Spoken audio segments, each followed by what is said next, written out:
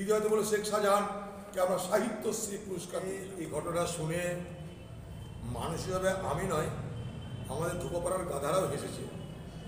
যদি বলেন কেন, মনে করুন সব কিছুর ঊর্ধ্বে উঠে বলছি, পশ্চিমবঙ্গে অপরাধীদের রক্ষা করার জন্য এই সরকার, তার নিজের খোকাবাবুকে রক্ষা করার জন্য এই সরকার লক্ষ লক্ষ কোটি কোটি টাকা খরচ করে সুপ্রিম কোর্ট যায়। তো যদি মনে করুন হাইকোর্ট স্থগিতাদেশ দিলই, ধরে নিলাম আমি কথার কথা, কল্পনায় ধরলাম যে হাইকোর্ট স্থগিতাদেশ দিল, সুপ্রিম কোর্ট যেতে কি হাইকোর্ট মানা করেছিল যে তৃণমূলের সুপ্রিম কোর্টেও যাওয়া হবে না? এই স্থগিতাদেশকে প্রত্যাহার করার জন্য যদি পশ্চিমবঙ্গ সরকার সত্যিই মনে করত, যদি খোকাবাবু সত্যিই মনে করত শাহজাহানকে ধরার দরকার, তাহলে সুপ্রিম কোর্ট যেত। সেটা করেছে কি না। আর কোর্টকে সামনে রেখে বিচার ব্যবস্থার প্রতি যে কটাক্ষ, যে অবজ্ঞা, যেভাবে বিচার ব্যবস্থাকে প্রতিদিন অপমানিত করা হচ্ছে, এটা কিন্তু বাংলার গণতন্ত্রের জন্য অত্যন্ত হানিকর, ক্ষতিকর একটা দিক। আমি কোর্টের কেউ নই, কিন্তু কোর্টের প্রতি এই অবমাননা সুমোটো কন্টেম্প্ট অফ কোর্ট করার জন্য যথেষ্ট বলে আমি মনে করি। আমি কাউকে জ্ঞান দিচ্ছি না।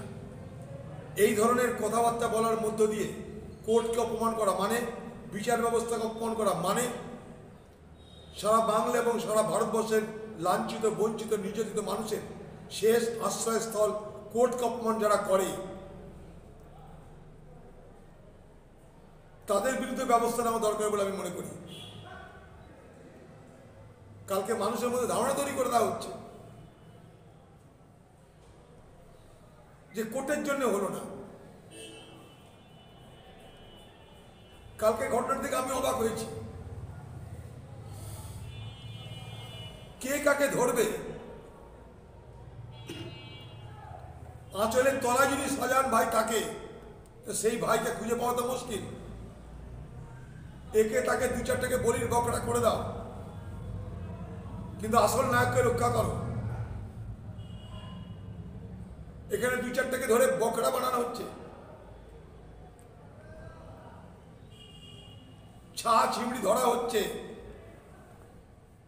রাঘব বোয়ালকে ধরা হচ্ছে না, কারণ ভোট এসছে, কাজে লাগবে। ভোটের বড় হাতিয়ার চলে গেলে খোকাবাবু জেতা মুশকিল। তাই শেখ শাহজাহানদের ধরা হয় না। ধরা পড়ছে না তা নয়, ধরা হয় না। তার বদলে কিছু ছা চিমড়িকে বলি দিয়ে দেওয়া হয়। আজকে সেখানকার মহিলাদের গণনা সবাই প্রত্যক্ষ করছে।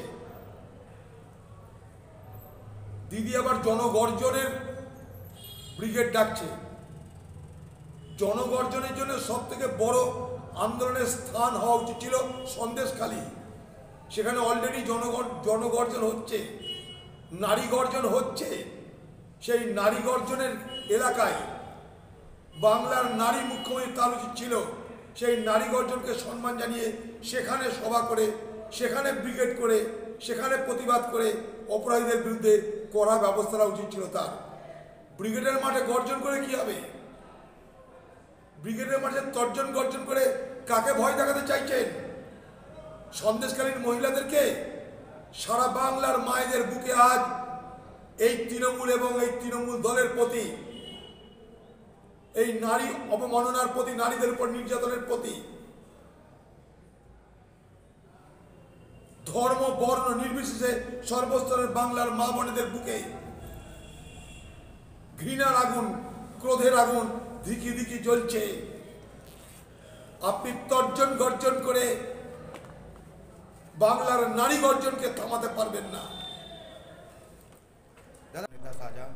কেন বলছে তা বুঝতেই পারছেন।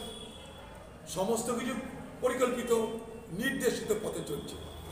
কারণ শেখ শাহজাহান ভাই তৃণমূলের নির্বাচনের বড় হাতিয়ার, খোকাবাবুকে জেতানোর বড় হাতিয়ার। খোকাবাবুর জেতাহারার অনেকটা নির্ভর করে শেখ শাহজাহান এবং তার যে গ্যাং তাদের দৌরাত্মের উপরে।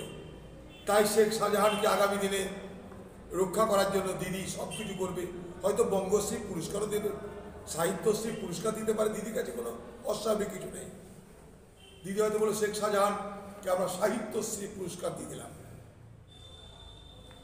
দাদা, তৃণমূল নেতা অজিত মাইতি সহ এদের